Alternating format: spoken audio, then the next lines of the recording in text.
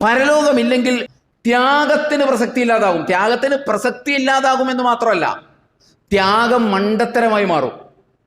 കാരണം ത്യാഗം എന്ന് പറഞ്ഞാൽ നമ്മുടെ എന്തെങ്കിലും ഒന്ന് നഷ്ടപ്പെടുത്തിക്കൊണ്ടുള്ളതിനെയാണ് ത്യാഗം എന്ന് പറയുക, സാക്രിഫൈസ് എന്ന് പറയുന്നത്.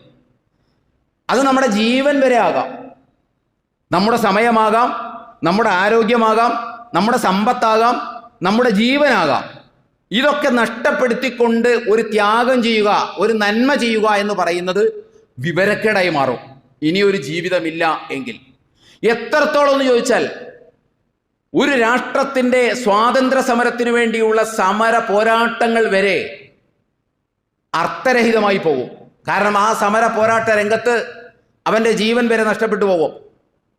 ഇവിടെ അതിലൊന്നും പങ്കെടുക്കാതെ സൂത്രത്തിൽ മാറി നിൽക്കുകയും സ്വാതന്ത്ര്യം കിട്ടിയിട്ട് സുഭിക്ഷമായി ഇവിടെ ജീവിക്കുകയും ചെയ്യുന്നവൻ ബുദ്ധിമാനായി മാറും, ഇല്ലേ?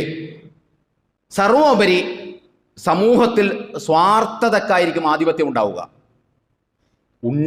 എന്നല്ല, ഇപ്പൊ ലോകത്ത് സ്വാർത്ഥതക്കാണ് ആധിപത്യം. എന്തു വന്നാലും എനിക്ക് ആസ്വദിക്കണം, മുന്തിരിച്ചാറ് പോലുള്ളൊരു ഈ ജീവിതം, എന്ത് വന്നാലും വേണ്ടിയില്ല, പണം ഉണ്ടാക്കണം എന്ന ചിന്തയാണ് എല്ലാവരെയും നയിക്കുന്നത്. ദൈനംദിനം നമ്മൾ ന്യൂസിൽ കണ്ടുകൊണ്ടിരിക്കുന്നതാണല്ലോ.